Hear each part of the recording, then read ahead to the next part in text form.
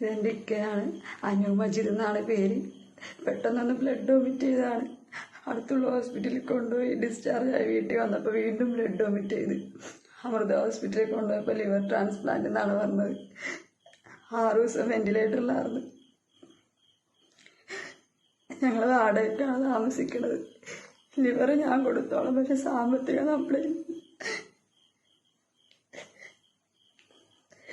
1 കൊല്ലമായിട്ടുള്ളൂ കല്യാണം കഴിഞ്ഞിട്ട്.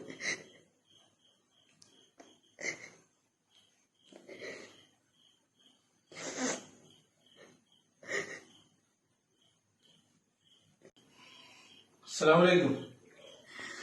ഈ പൊന്നു പെങ്ങള് നമ്മുടെ മുമ്പിൽ അപേക്ഷിച്ചത് നിങ്ങളെല്ലാവരും കണ്ടു കാണും.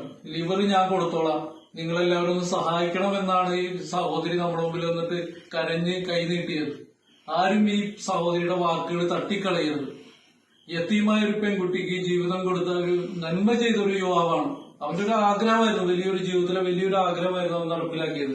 ഒരു നിവൃത്തിയില്ല, വാടകയ്ക്കാണ് കിടക്കുന്നത്. ചികിത്സ തന്നെ ഇവിടുത്തെ കൂട്ടുകാരൊക്കെ സമാഹരിച്ച തുക കൊണ്ടാണ് മുന്നോട്ട് പോയിക്കൊണ്ടിരുന്നത്. 25 ലക്ഷം രൂപ എത്രയും പെട്ടെന്ന് നമുക്ക് സമാഹരിക്കാൻ കഴിഞ്ഞാൽ ഈ ചെറുപ്പക്കാരന്റെ ജീവിതം നമുക്ക് രക്ഷിച്ചെടുക്കാൻ കഴിയും. എല്ലാവരും മനസ്സറിഞ്ഞ് സഹായിക്കണം, ദുആ ചെയ്യണം ഈ കുടുംബത്തിന് വേണ്ടിയിട്ട്. അസ്സലാമു അലൈക്കും.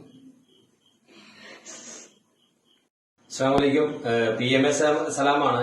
ഞങ്ങളിപ്പോൾ ഉള്ളത് എറണാകുളം ജില്ലയില് കങ്ങരപ്പടി പുതിയ റോഡ് എന്ന് പറയുന്ന സ്ഥലത്താണുള്ളത്.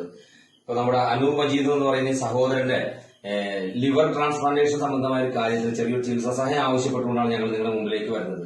ഇത് അദ്ദേഹത്തിന്റെ ഭാര്യ ഖദീജ, ഇത് ഉമ്മായാണ്. ഏകദേശം 25 ലക്ഷം രൂപയോളം മുടക്ക് വരുന്ന ഈ ചികിത്സയ്ക്ക് ഒരു നിവൃത്തിയില്ലാതെ നിൽക്കുകയാണ് ഇവർ. വാടക വീട്ടിലാണ് താമസിക്കുന്നത്. ഏകദേശം 1 വർഷത്തെ താഴെയായിട്ടുള്ള ഒരു വിവാഹം കഴിഞ്ഞിട്ട് സന്തോഷമായി ജീവിച്ചു വരുന്നതിനിടെയാണ് ഇങ്ങനെ വലിയൊരു ദുരന്തം ഇവരുടെ ജീവിതത്തിലേക്ക് കടന്നു വന്നത്. അപ്പോ ഒരു നിർവാഹമില്ല. ആ കുട്ടി തന്നെ പറയുന്നുണ്ട്, ഞാൻ ലിവർ കൊടുക്കാൻ തയ്യാറാണ്, ഞങ്ങൾക്ക് സാമ്പത്തികമില്ല.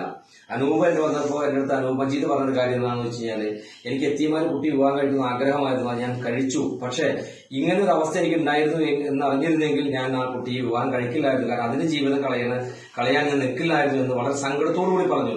നമ്മുടെ കണ്ണു നിറഞ്ഞ ഒരു അവസ്ഥയായി പോയി. അതുകൊണ്ട് മാക്സിമം എല്ലാവരും സഹായിക്കണമെന്ന് മാത്രമാണ് എനിക്ക് പറയാനുള്ളത് ഇതിന്റെ അകത്ത്.